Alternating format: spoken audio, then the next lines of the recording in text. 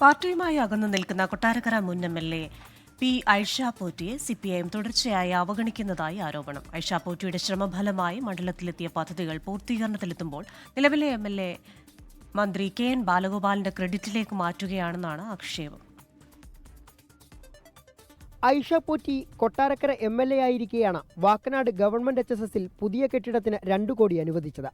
ഒടുവിൽ നിർമ്മാണം പൂർത്തീകരിച്ച് ഉദ്ഘാടനത്തിനൊരുങ്ങിയപ്പോൾ നോട്ടീസിലും കെട്ടിടത്തിലും എഴുത്ത് മന്ത്രി കെ.എൻ. ബാലഗോപാലിന്റെ നിർദ്ദേശത്താൽ അനുവദിച്ച 2 കോടി രൂപയാൽ നിർമ്മിച്ച കെട്ടിടമെന്നായി. ഉദ്ഘാടന ചടങ്ങിൽ നിന്ന് ഐഷ പോറ്റി സ്വയം ഒഴിവാകുകയും ചെയ്തു. ഉദ്ഘാടനത്തിന് ഒരു ദിനം മുന്നേ സ്കൂൾ സന്ദർശിച്ചു. വ്യക്തിപരമായ അസൗകര്യം കാരണമായിരുന്നു ഉദ്ഘാടനത്തിനെത്താതിരുന്നതെന്നും മറ്റു വ്യാഖ്യാനങ്ങൾ വേണ്ടെന്നും ഐഷ പോറ്റി. മിനിഞ്ഞാന്ന് ഉച്ചയ്ക്ക് തന്നെ മോൻ്റെ അടുത്ത് തിരുവനന്തപുരത്തേക്ക് പോകണമായിരുന്നു. വളരെ അത്യാവശ്യമുള്ള നേരത്തെ പറഞ്ഞു വെച്ചിരുന്ന. അപ്പോഴാണ് ഈ ഡേറ്റ് വന്നിട്ട് ആ സംഘാടകർ വന്ന് വിളിക്കുന്നത്. PTA പ്രസിഡന്റിനോടും എല്ലാവരോടും പറഞ്ഞെനിക്ക് നാളെ എത്താൻ ഒരു മാർഗ്ഗവും ഇല്ല, അതുകൊണ്ട് ഞാൻ ഇന്ന് അവിടെ വരാം. കാരണം അവർക്കല്ലേ വിഷമാവില്ലേ നമ്മളവിടെ ചെല്ലാതിരുന്ന. അതാണ് അതിൻ്റെ കാര്യം, അല്ലാതെ വേറെ ഒരു കാര്യവുമില്ല.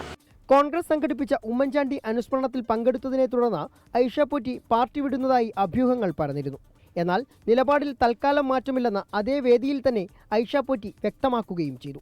കോൺഗ്രസിനൊപ്പം BJPയും ഐഷ പോറ്റിയെ തങ്ങളുടെ പാളയത്തിലേക്ക് എത്തിക്കാൻ ശ്രമം തുടരുകയാണ്. സ്കൂളിലെ ചടങ്ങ് ബഹിഷ്കരിച്ചതിൽ മറ്റു വ്യാകരണങ്ങൾ ആവശ്യമില്ല, അത് ബഹിഷ്കരിച്ചതല്ല എന്ന് തന്നെയാണ് മുൻ MLA പറഞ്ഞു വെക്കുന്നത്.